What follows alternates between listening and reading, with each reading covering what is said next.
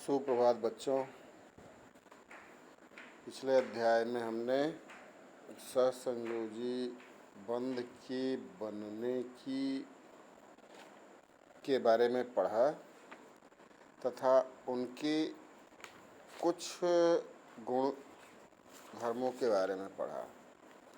अब हम उसमें आगे देखते हैं।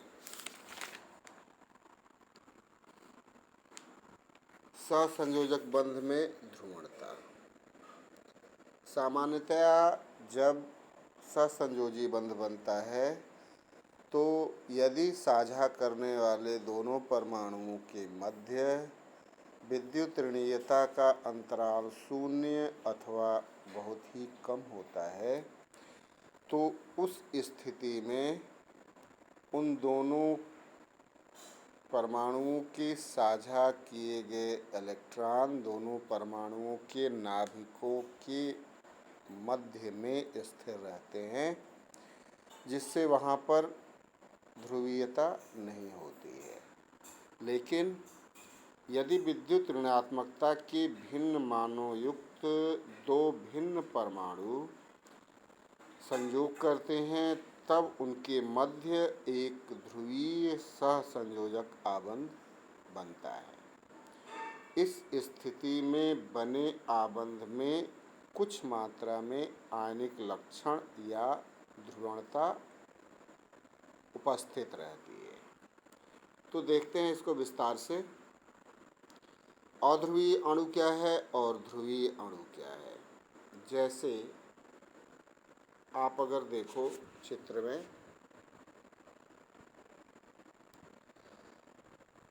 यहाँ पर ए के बीच में बंध बना हुआ है, दोनों समपरमाणु अणु हैं।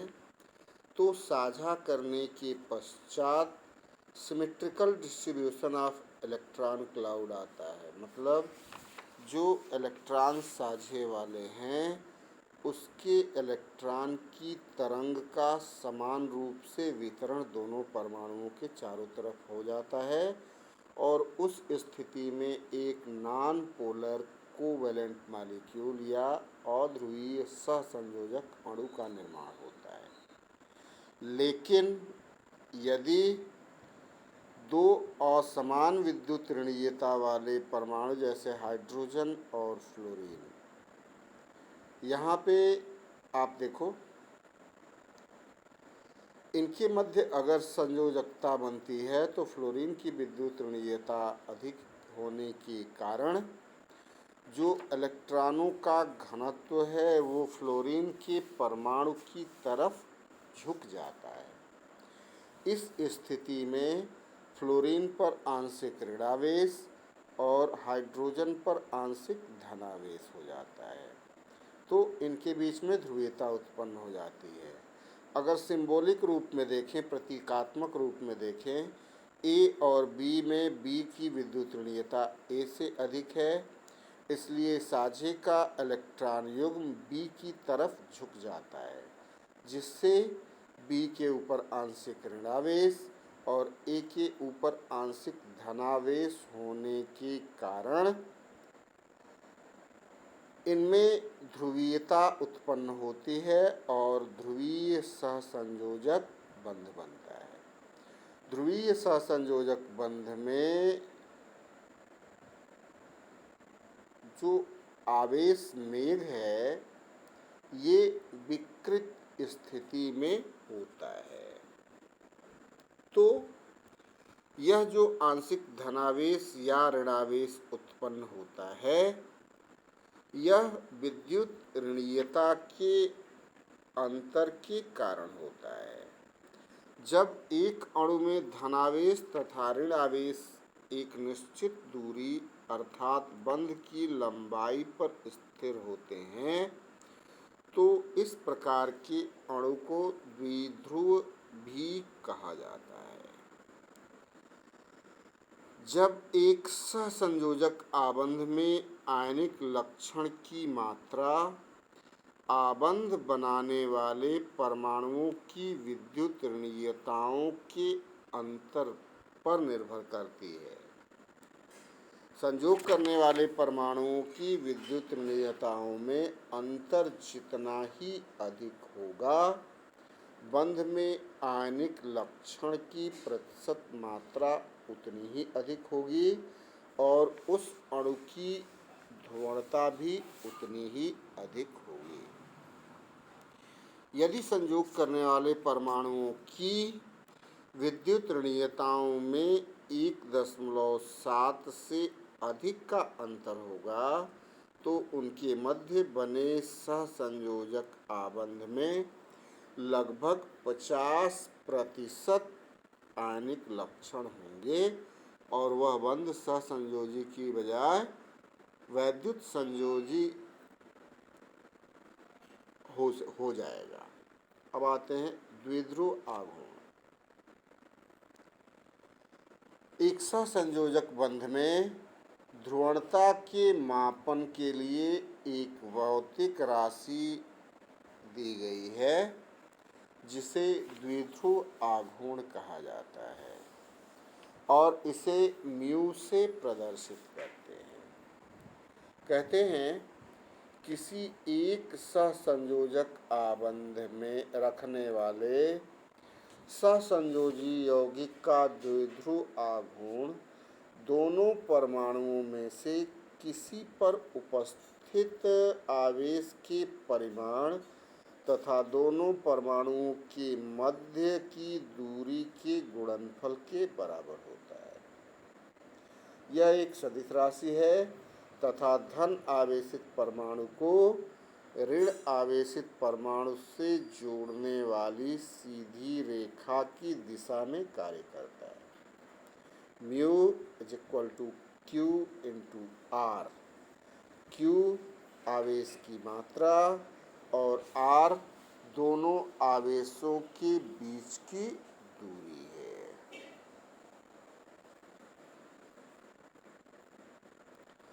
अब द्विध्रुव आघूर्ण सामान्यतया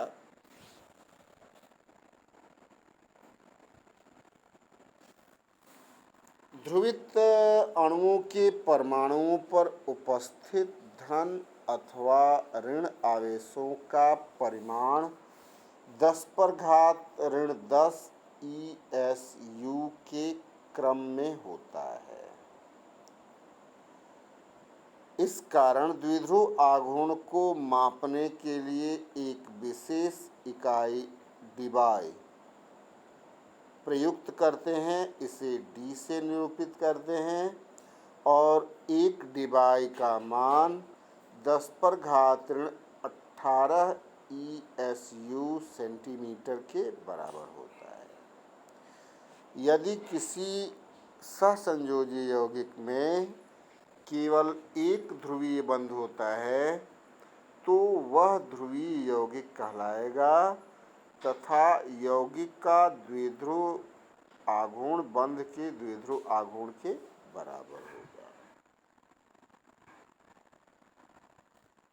यदि यौगिक का परिणामी द्विध्रुव आघूर्ण 0 होगा तो यौगिक अध्रुवीय होगा। यदि यौगिक का परिणामी द्विध्रुव आघूर्ण 0 नहीं है तो यौगिक ध्रुवीय होगा। जो परिणामी द्विध्रुव आघूर्ण होता है वह म्यू वो दोनों परमाणुओं के द्विध्रुव आघूर्णों के वर्ग के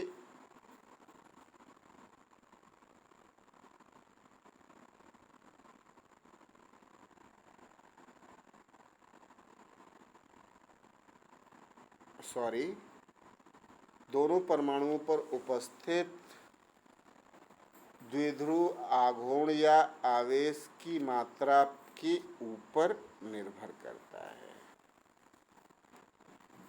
किसी भी आबंध का आघूर्ण तथा अणु के नेट द्विध्रुव आघूर्ण को हम प्रयोगों की सहायता से प्राप्त कर सकते हैं। अब इनके उपयोग देखते हैं। नंबर 1 पर द्विध्रुव आघूर्ण तथा आणविक संरचना। चूँकि द्विध्रुव आघूर्ण एक सदिश राशि है। किसी अणु का नेट द्विध्रुव आघूर्ण उस अणु में उपस्थित सभी ध्रुवीय आबंधों के आबंध आघूर्णों का परिणामी होता है। अब देखते हैं पहले द्विपरमाणुक अणु में, जैसे हाइड्रोजन और फ्लोरीन है। यहाँ हाइड्रोजन पर आंशिक धनावेश, फ्लोरीन पर आंशिक ऋणावेश। इलेक्ट्रॉन की जो खींचने की दिशा है वो फ्लोरीन की तरफ है और इस बंध का द्विध्रुव आघूर्ण होता है 1.91 डिबाई। ऐसे ही HCl में म्यू का मान 1.03 डिबाई होता है। बेरिलियम फ्लोराइड है त्रिपरमाणुक अणु। इसमें आप देखिए बेरिलियम फ्लोराइड की संरचना रेखीय होती है। यहाँ पर दोनों तरफ फ्लोरीन परमाणु और मध्य में बेरिलियम होता है। दोनों बेरिलियम और फ्लोराइड के परमाणुओं के मध्य जो द्विध्रुव आघूर्ण है दोनों तरफ, वो समान खिंचाव होने के कारण इसमें जो म्यू का मान या द्विध्रुव आघूर्ण का मान आता है 0 और ये अध्रुवीय परमाणु होता है। वैसे ही कार्बन डाइऑक्साइड है, यहाँ पर भी म्यू का मान 0 आता है क्योंकि रेखीय संरचना में कार्बन का खिंचाव दोनों तरफ सारी इलेक्ट्रॉन का खिंचाव दोनों तरफ समान होता है। त्रिपरमाणुक अणु में जैसे देखें H2O है, यहाँ पर एक कोणीय संरचना है और इस कोणीय संरचना में जो बांड का डाइपोल मोमेंट है ये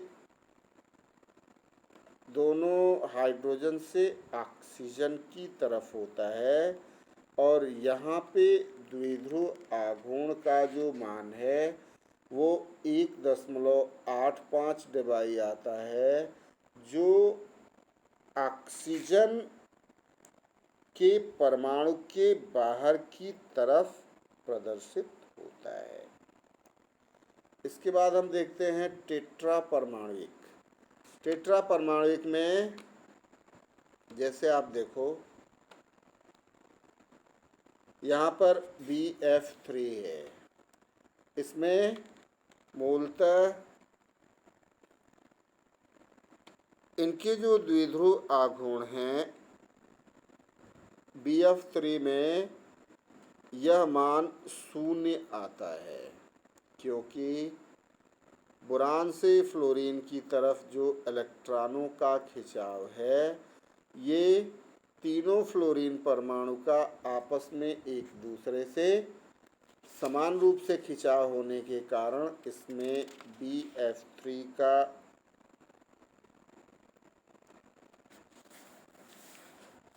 द्विध्रुव आघूर्ण 0 आता है। लेकिन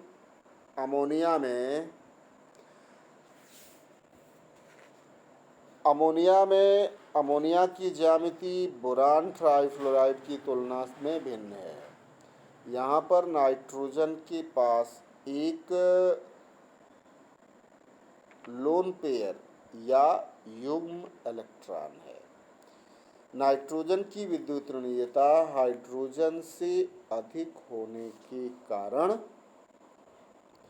इलेक्ट्रॉनों का खिंचाव नाइट्रोजन की तरफ होता है तथा यह नेट खिंचाव इलेक्ट्रॉन युग्म की तरफ होना प्रदर्शित किया जाता है। अतः अमोनिया एक ध्रुवीय सहसंयोजी बंध युक्त यौगिक है। अब देखते हैं द्विध्रुव आघूर्ण तथा सहसंयोजक आबंधों के आयनिक लक्षण।